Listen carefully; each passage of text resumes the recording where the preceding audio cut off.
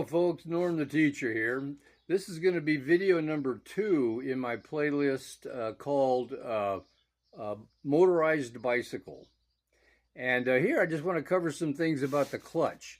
Now I have another video in my playlist called Motorized Bicycle that's not a video that I did. It's labeled Clutch Video. And I would watch that. That's a guy, another guy that did a video about 7 years ago. And he did a very good job of dismantling a clutch and showing you all the inner workings of a clutch. So I'd watch that video. And but I didn't do that one. But I saved it in my playlist because it's a very good video.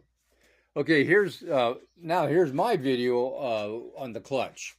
One point I want to make a point of here is when you get something brand new, and this is a brand new engine, and here I've taken off the clutch cover and taken out the spring that separates the pressure plate from the clutch when you're just idling.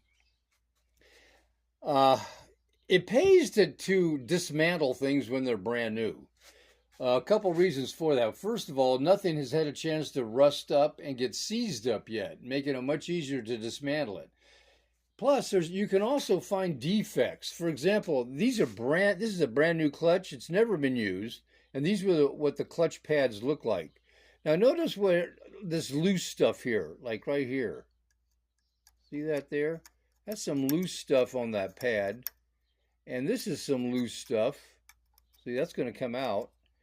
Here, look at this big glob here, right there. That's stuff that you don't want that stuff floating around in there when the engine's operating. And so this is an example of a good example of why it pays to take something apart that's brand new. You can find defects. For example, even on a bicycle here, these bearings here, the crank bearings, there's almost no grease that the manufacturer puts on them. And I ride a bicycle a lot, and I would wear those bearings out in 450 miles. I have over 2,000 miles on this one because I took it apart brand new and really packed the grease in there. There was only a slight coating of grease from the factory. That's why they only lasted 450 miles. So here's another. So here's the clutch again, and I'm just going to get rid of all of this crap that I don't want floating around in here when the thing's operating. And I'll show you other videos on other parts as time goes on.